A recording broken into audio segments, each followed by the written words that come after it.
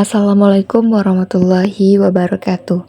Saya Yuni Safitri dengan NPM 216510651. Video ini sebagai pemenuhan tugas mata kuliah kurikulum dan perencanaan pembelajaran yang diampu oleh Ibu Nur Khairah Hidayati.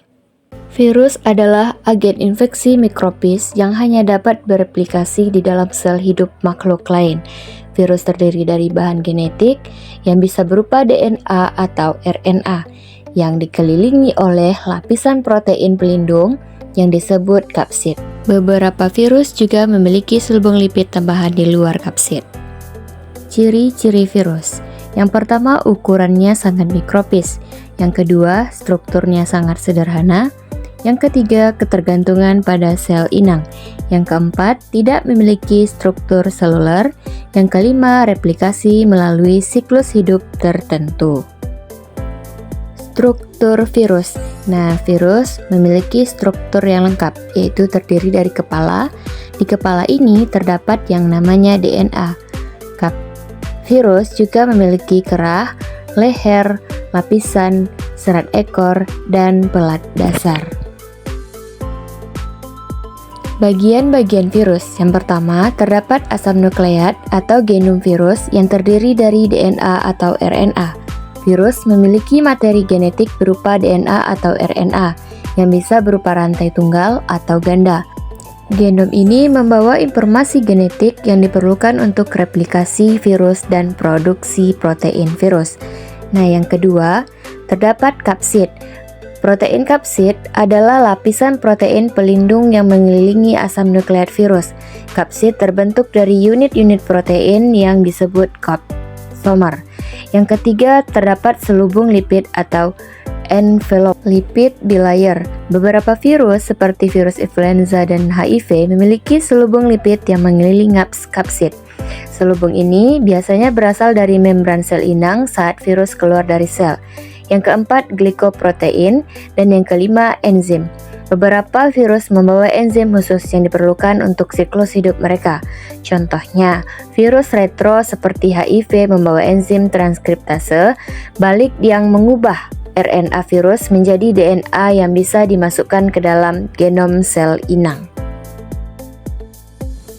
Bentuk-bentuk virus. Yang pertama, bentuk batang. Misalnya TMV atau tobacco mosaic virus. Yang kedua, bentuk batang dengan ujung oval seperti peluru. Misalnya rhabdovirus. Yang ketiga, bentuk bulat. Misalnya HIV atau human immunodeficiency virus dan orthomyxovirus. Yang keempat, bentuk filamen atau benang. Misalnya virus Ebola. Yang kelima, bentuk polyhedra. Misalnya adenovirus.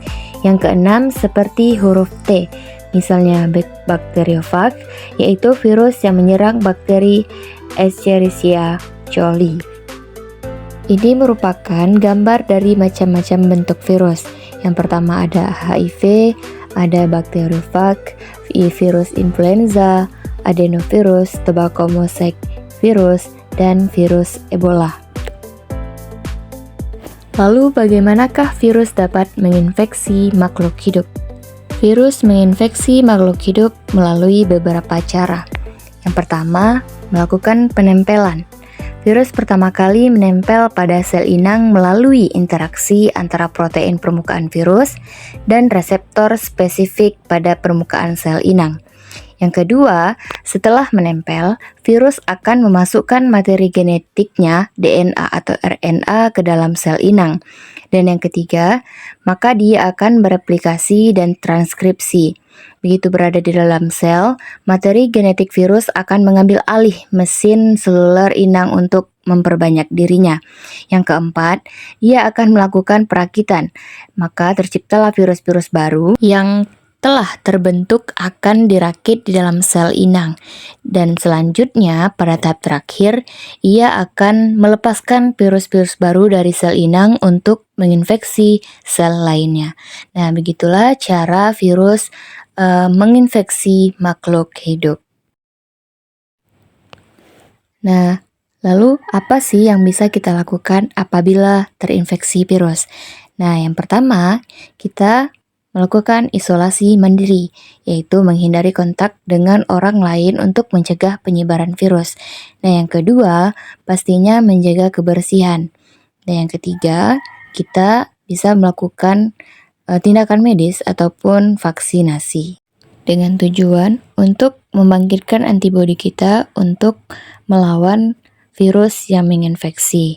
Selain itu juga, menjaga pola makan yang sehat, hidup yang sehat, sangat dianjurkan. Sekian, terima kasih. Wassalamualaikum warahmatullahi wabarakatuh. Salam sehat, salam sejahtera.